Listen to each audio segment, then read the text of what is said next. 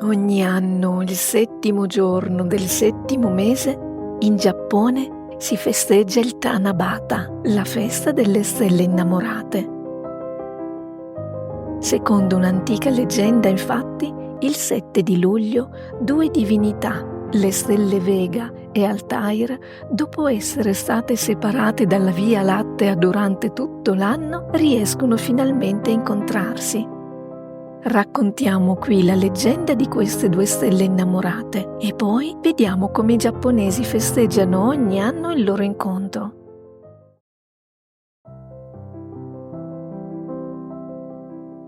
Tanto tempo fa, sulla riva della Via Lattea, il fiume celeste, viveva una giovane principessa di nome Orihime, ossia la stella Vega. Orihime tesseva splendide stoffe poiché sapeva che erano molto gradite al padre, il re del cielo Tentei.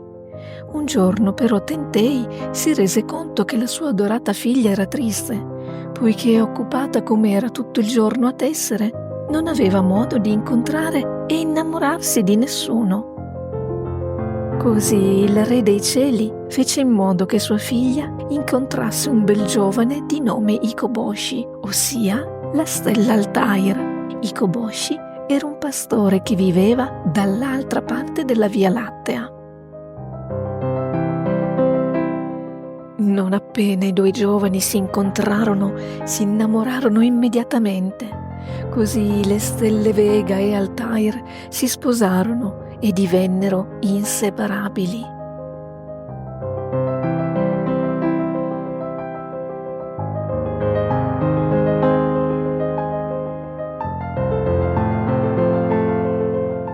I due giovani innamorati, presi dalla loro passione, iniziarono a trascurare i loro compiti. La principessa Orihime smise di tessere e Ikoboshi permetteva alle sue mandrie di vagare per tutta la volta celeste. Con rabbia il re del cielo decise così di separare per sempre i due amanti attraverso la Via Lattea. Ma Orihime, disperata per la perdita di suo marito, chiede a suo padre di farli incontrare di nuovo.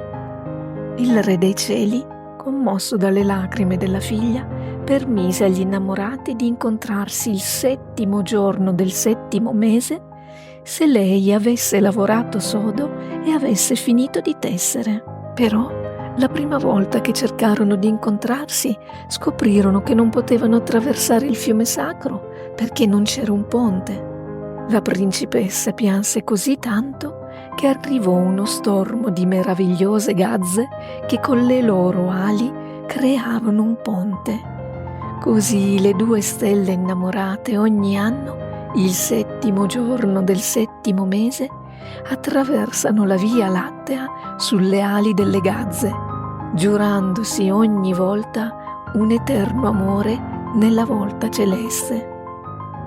Si dice che se a Tanabata piove, le gazze non possono venire a causa dell'innalzamento del fiume celeste e i due innamorati devono aspettare un altro anno per incontrarsi. La pioggia di questo giorno viene chiamata le lacrime di Orihime e Ikoboshi. La celebrazione del Tanabata, essendo legata al calendario lunisolare, può variare tra luglio e agosto. Normalmente viene festeggiata il 7 di luglio, anche se non è così per tutte le zone del Giappone.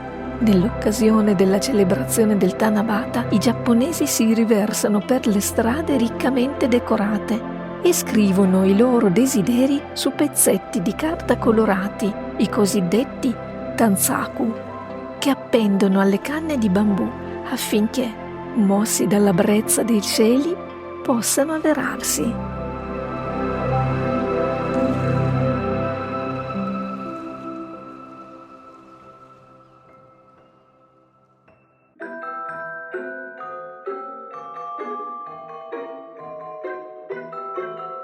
Grazie per avermi seguito. Se ti è piaciuto il video, ti invito a iscriverti al canale, a mettere un like e a lasciare un commento.